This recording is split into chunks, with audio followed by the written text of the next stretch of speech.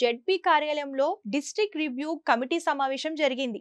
ఈ అభివృద్ధి సమీక్ష కమిటీ సమావేశంలో మంత్రులు, ఎమ్మెల్యేలు, అధికారులతో కలిసి పాల్గొన్నారు.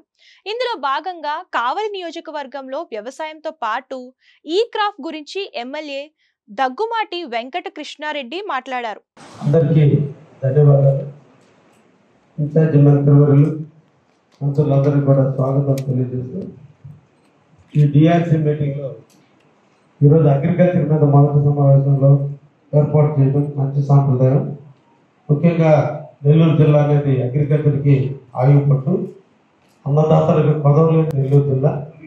ఈరోజు అభివృద్ధి ప్రదాత అయినటువంటి శ్రీ నారా చంద్రబాబు నాయకత్వంలో నెల్లూరు జిల్లా చరిత్రలో ఎప్పుడూ లేని విధంగా రెండో క్రాప్కి దాదాపు 4 లక్షల పైచిలుకు పొలాల్లో ఈరోజు వరి వేసేదానికి అవకాశం దొరకడం నిజంగా మా రైతులందరూ కూడా చాలా ఆనందంగా ఉన్నారు. ఈ సందర్భంగా ప్రధానంగా ప్రభుత్వం దృష్టికి 2 సమస్యలు తీసుకురావాలి. మార్కెట్లో ధాన్యం రేటు తక్కువగా ఉంది, సిఎంఆర్ ద్వారానే ఎక్కువ రేటు ఉంది. 19,000 చిల్లర అమౌంట్ ఈ రోజున సిఎంఆర్ ద్వారా వడ్లు కానీ పర్చేజ్ చేయడం జరిగితే రేటు బాగా గిట్టుబాటు ధర దొరికే అవకాశం ఉంది. ప్రభుత్వం పర్చేజ్ చేయడానికి కూడా అవకాశం ఉంది. అయితే ఇప్పటికీ కూడా ఇంకా కూడా ఈ క్రాపింగ్ స్టార్ట్ కాలేదు. ఇప్పటికి ముఖ్యంగా నా కాన్స్టిట్యున్సీ కావలి కాన్స్టిట్యున్సీలో 1,25,000 ఎకరాల వరకు ఈరోజు వరిని సాగుబడి చేస్తున్నారు. ఈకేవైసీ ఇప్పటికీ కూడా ఈ క్రాపింగ్ ఇంకా ప్రారంభించినందువల్ల రేపు పంటలు ఇంకొక నెల రోజులు లేదా నెల 15 రోజుల లోపల వరి కోసే పరిస్థితి వస్తుంది. కాబట్టి ఈ క్రాపింగ్ ఇమీడియట్లీ ప్రారంభించాలని చెప్పి సందర్భంగా తెలియజేస్తున్నా. దీంట్లో ఈ సచివాలయ ఎంప్లాయీస్ సంబంధించినటువంటి అగ్రికల్చర్ అసిస్టెంట్స్ కొరవ ఉన్న కారణాల వల్ల చాలామందిని పక్క జిల్లాలకు ట్రాన్స్ఫర్ చేయడం జరిగింది.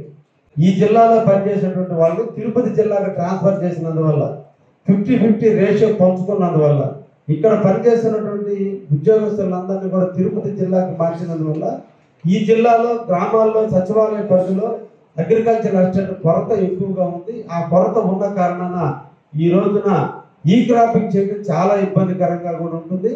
లేని పక్షంలో వాళ్ళు నచ్చినట్టుగానే రాయడం జరుగుతుంది. ఎందుకంటే ప్రతి ల్యాండ్ దగ్గరికి సందర్శించాలి అంటే వాళ్ళకు ఉన్నటువంటి యాప్ ప్రకారం మినిమం 50 మీటర్ల డిస్టెన్స్లోనే కవర్ అవుతుంది.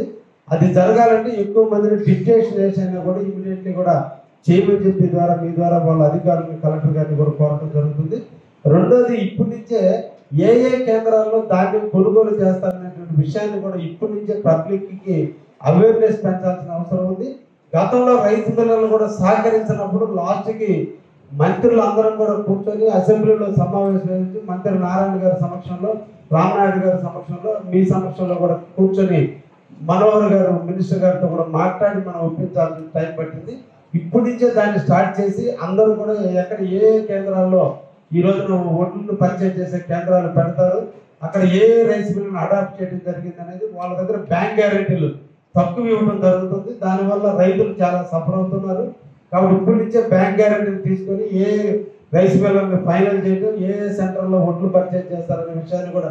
రెండో కాదు, ప్యూర్లీ ప్రభుత్వం యొక్క సిఎంఆర్ మీదనే రైతులు ఆధారపడి ఈరోజు వరి వేస్తున్నారు. బయట మార్కెట్లో ఈ రోజున 17,000 రూపాయల రేటు ఉంది.